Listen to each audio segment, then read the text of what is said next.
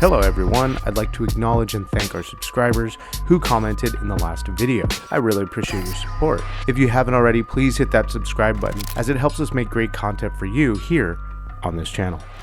What's going on everybody? Gold Wolf here. I've been working with cameras for the last 10 years and I still forget basic cinematography rules. It's true. Sometimes I'll bump my ISO forgetting I have room to move my aperture. So don't feel bad when you watch a shot like I do. But I have heard my share of freshman filmmaker excuses like, I think my camera's broken, or why does my camera suck? Do I need a new camera? I hate to break it to you, but it's most likely not your camera. Today's technology has us spoiled with smart tech. Selecting our settings each and every time isn't something most of us are used to. Sometimes we forget to pay attention to what's actually happening before and after you hit the record button. In today's video, I'm going to break down why your camera doesn't suck and how to make the best of any manual camera you own. In today's lineup of mirrorless DSLR and video cameras, they all have one thing in common: a sweet spot or native ISO. This is where your camera shines in its natural state. That means where it performs at its best, giving the cleanest image possible with the best dynamic range. This is where no gain is added or taken away. If we take gain away, we're essentially losing dynamic range. When we increase gain, we're adding digital noise to our picture.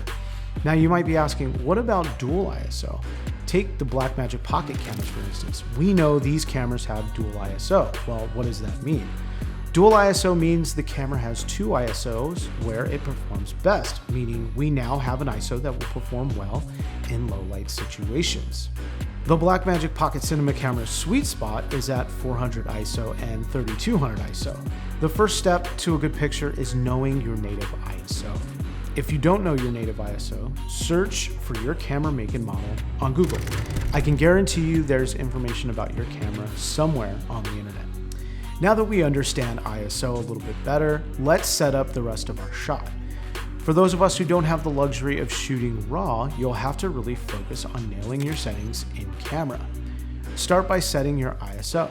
My rule is I don't like to pass the sweet spot unless I absolutely have to. In most cases, I use an ND filter, adjust my aperture, or add more, less light to meet the standard. Keep an eye on your scopes and on your highlights to keep from clipping or underexposing. Keep in mind, settings are all situational. Another aspect of a good picture is accurate white balance. Industry pros use light meters, and because most are expensive, I've invested in one made for the iPhone by LumaPower. It's convenient and has lots of features like color temperature, correct exposure, and cine features for video. The reality is, for every setup, your shot needs to be evaluated, and ISO is king. Knowing our ISO controls dynamic range and noise level, it's the first box to check. Keep in mind, every other setting is as important and helps you tell your story overall. Practice makes perfect. I hope you guys found this video helpful. If you like this video, please hit the like button and subscribe.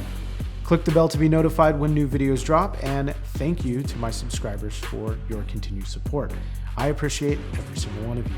Till next time we meet, go film, have fun, make killer visuals. Jason Goldwolf, signing out.